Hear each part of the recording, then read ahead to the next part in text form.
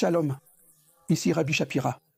Bienvenue dans Mekorot, en édition spéciale depuis Sydney en Australie. Je voudrais vous rappeler que chaque semaine, nous publions Mekorot en plusieurs langues et il est important que vous continuiez à partager et aimer afin que ces enseignements puissent atteindre davantage de personnes. Nous continuons à décoder la Torah en 5 minutes ou moins pour découvrir le Messie dans chaque paracha. Cette semaine, nous avons une belle paracha, la paracha de Shukat. Elle parle de la mort d'Aaron le sacrificateur, à Kohen Hagadol. J'aimerais vous montrer un fait incroyable sur la mort d'Aaron.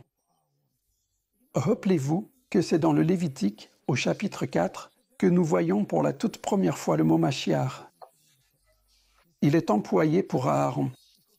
Aaron est un prototype du Kohen Mashiach. Aujourd'hui, nous verrons dans Nombre au chapitre 20 deux versets importants. C'est le moment où Aaron meurt. Dans votre Bible, quelle que soit la langue dans laquelle elle est traduite, il est écrit qu'Aaron doit ôter ses vêtements sacerdotaux, Moïse doit les enlever et en revêtir son fils Éléazar. Ensuite, Aaron meurt là. Il y a deux choses que je voudrais souligner dans ce chapitre 20 du livre des Nombres, tout d'abord au verset 26. Aaron doit ôter ses vêtements. Le mot hébreu utilisé, ve'afshet. Ce dépouillement est appelé l'afshata. Cela va bien au-delà du simple fait d'enlever ses vêtements.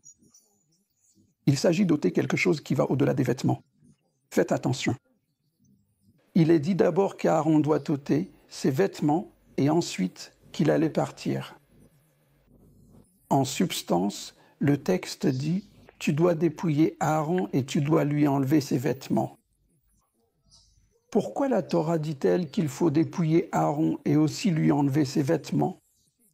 Ces vêtements représentent son externalité. Mais le dépouillement d'Aaron fait référence au caveau ou à la gloire dont il devait aussi se dépouiller. Est-ce que cela ne vous rappelle pas quelqu'un d'autre que nous connaissons? Il est dit dans le texte, dans Nombre 20, verset 28, Aaron est mort là-bas. En hébreu, c'est le mot « sham ». Le mot « sham » est toujours en rapport avec quelque chose de négatif. Où est-il mort? Il est mort là-bas. Il est mort au Sham, c'est-à-dire hors du camp. Il est mort à la frontière du pays d'Édom. Cela ne vous rappelle-t-il pas quelqu'un d'autre?